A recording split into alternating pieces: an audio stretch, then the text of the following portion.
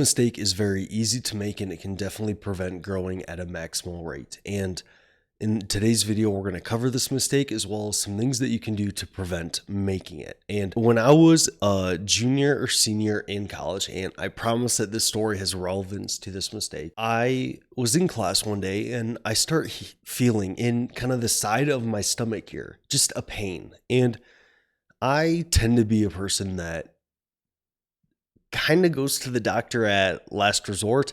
And I'm not saying that's good or bad, but that tends to be my approach. And I just kind of dealt with this growing pain all day. And finally, towards the end of the day, I was like, hey, maybe I should actually go to our school doctor here and see what's going on. And when I went to the doctor, I kind of explained what was happening. And with talking to them, we kind of came to the conclusion that, hey, I might have an appendix that is kind of wanting to rupture right now.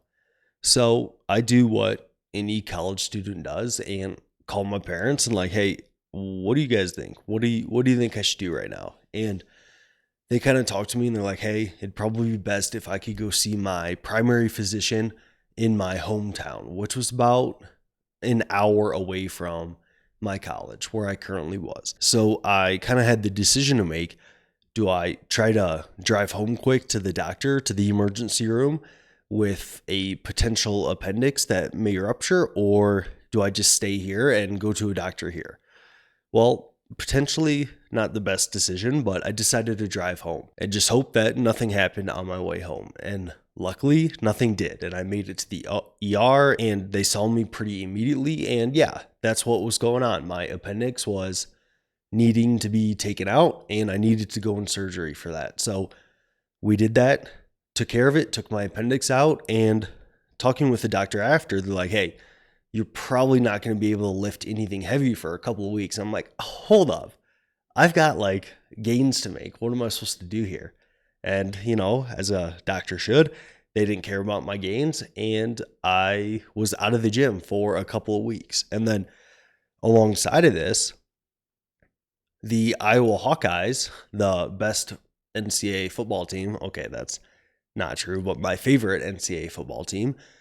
They also made the Rose Bowl that year. And if you know much about college sports, it's a big deal when the Hawkeyes make the Rose Bowl. So my family wanted to go to that. And alongside that, that was going to be about 2 weeks after I got my appendix out. So kind of right around that time, I could start like lifting stuff and being more active and stuff like that. But it also led to me being on a trip that I didn't have much access to weight rooms and that sort of thing for another week.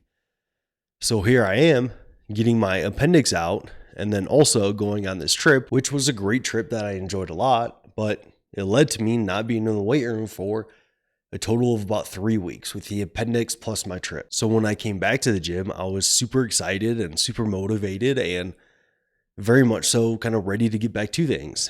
And what this led me to do is train way too close to failure, train way too hard, do way too much volume. And this resulted in me getting sore for like 9 or 10 days after my first training session.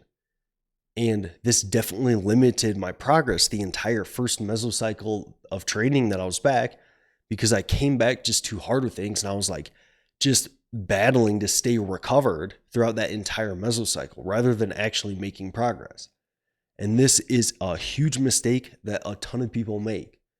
They have some time off from the gym, and then when getting back into things, they go too hard, results in excessive muscle damage and soreness, and then they're actually not able to get an effective first training cycle because they kind of mess it up coming right out of the gates there.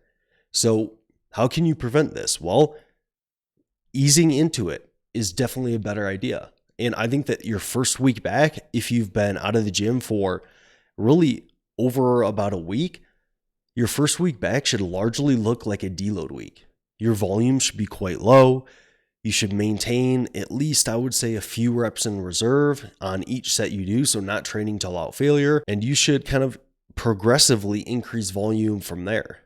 And I think that taking this approach of almost trying to make your first week an easy week and a week that is you'll go into it almost thinking it won't be enough, I think you'll almost always find that you'll still get some soreness and get a good stimulus there. I can't tell you how many times I've had clients like have a couple of weeks off, and then we come back with, I'll call it like an intro week, but it looks kind of like a deload week in which I basically cut their volume like in half. Their reps in reserve are probably around 3 or 4, and it's generally an easier week. They'll tell me like, hey, Ryan, this doesn't feel like enough. And I'm like, hey, just trust me. Let's do this and let's see how you respond to those first few sessions. And almost always they get a really good training pump. They get a little bit of soreness and they come back saying, yeah, it's definitely good that we kind of eased into things, because you're also going to be super sensitive to training after that time off. And a little bit of training is going to go a long ways those first kind of week or two when you're back. And this can be particularly difficult because your motivation is likely going to be very high that first week back, and you're going to be really ready to go. So it's going to take some restraint to kind of hold yourself back and ease into things. But I think that if you can make that first week more of a deload week, where you kind of cut your volume in half and you keep a few reps in reserve, you're going to prevent this mistake, and it's going to prevent you from getting caught in a cycle of going too hard in that first week. And then you're just kind of like fighting soreness and recovery the multiple weeks after that. And you're really not able to kind of get anywhere that first training cycle back. All right. So that is a big mistake that's easy to make. And that is how I would go about preventing it.